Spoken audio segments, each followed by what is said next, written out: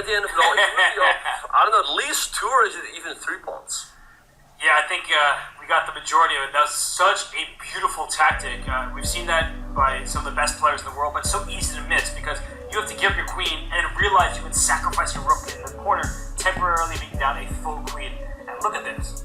Speaking of no queens on the board, queen e2, queen e7. What are we watching here, man? We're watching the Speed Chess Championship presented by Coinbase, but this game isn't the most exciting so far. Yeah, pretty boring. Isn't this something that Magnus played in the World Championship match when he wanted to make a draw? Anyway, we've seen knight bd7, but this check, to be fair though, Robert, it looks unpleasant for black. White is very easy piece play. The king of f8 is kind of stuck. You can go g6 for the moment, as there's bishop h6 check. Again, we see the knight e5 move, and it's not as easy for Jan to bring his pieces into the game. I'm with you. I mean, these type of dry openings, they're highly criticized, but it does give Magnus, I think, the edge because Jan prefers a more open board. He is a tactician. He likes to play quickly, but in a position like this, how can you play quickly? Do you play f6 right now? Do you play on the queen side? You can't trade on e5. That much is clear. And he does go f6, but it's not easy to make choices like this as they create weaknesses. e6 square, the f5 square, not an easy position. Yeah, king of 7. I think he's done a good job crawling out of his passive position. Now perhaps he can move his bishop or move the knight. He still has to bring the light square bishop into the game. So let's see how he will try to do so. Magnus has more space. We know how he can really be a boa constrictor, right? He can slowly but surely surround his position, tighten the screws. We see g5. I think a nice move by Jan, grabbing some space on the king side. Magnus could take, but that's going to open up the h4 for Jan, and this should be quite fine for black. I think g5 was a critical move. It opened up some squares for his pieces because bishop f4 was going to happen regardless. And instead of this, there could have been a white pawn on f5, and that would have just restricted black's pieces. So knight f5 retreat, of course that's a good move, defending the g6 pawn, opening the light square bishop. Jan, it looked like he had a bit of a tough one, and yet he is able to neutralize most of white's advantage.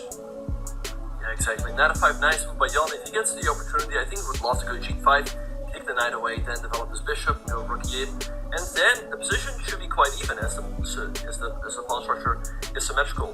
So let's see what Magnus has to do. I think he has a couple of moves to try to develop an initiative. Now g5 is not possible, as it allows knight takes g5 followed by knight takes d5 with a discovery on the king and the knight. So what do you do? Maybe king g7, Robert, but then there's rook ae1 and you threaten to slide into e7. Moves like rook f1 are so nice because they just create these problems for your opponent. Now rook a to e1, maybe black has to play to go knight c to e6. Remember everyone, the knight on f8 came there not just to open up the light square bishop, but to protect the g6 pawn. So rook a to e1, knight to e6 from the c7 square. I feel like black is doing a good job and is a few moves away from being completely stable. Bishop d7, rook e8 after that, and finally black is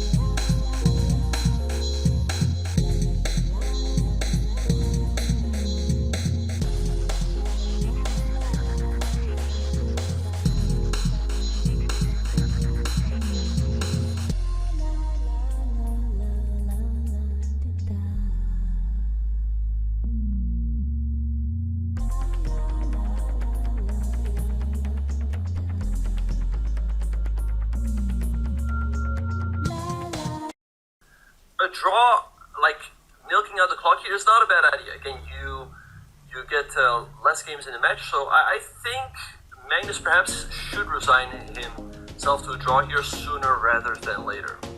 There's just nothing to be done, right? The knight on e5 protects g4. The knight that was on e4 protected g5. There's nothing to go after here. I think both players, they know it's a draw, and yet Magnus, he always finds some chances. Look at this, c5. Does he want king b3, king c3, b4? It's not going to happen, right? There's no way. And he had to move his knight back because knight takes c5 was a threat there. So, is Magnus really playing for a win here, or is he just shuffling about? Yeah, I don't know what to make of this move knight c3 though. I don't know why Jan didn't just go back to f6 to look very natural. Now Magnus can play the move knight f2, cutting off the return to the e4 square. Jan, however, can go knight e2 to b4, so he's still doing absolutely fine, but I don't know, like, the thing with Magnus is that the evil bar is always in the middle, but at some point it slowly but surely is going to creep up.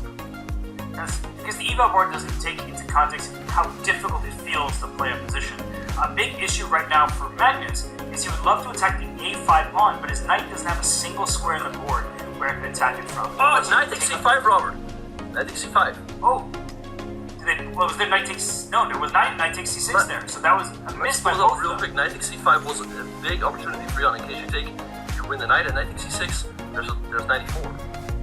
Ooh, so somehow Eva Bar says that's not even that impressive regardless.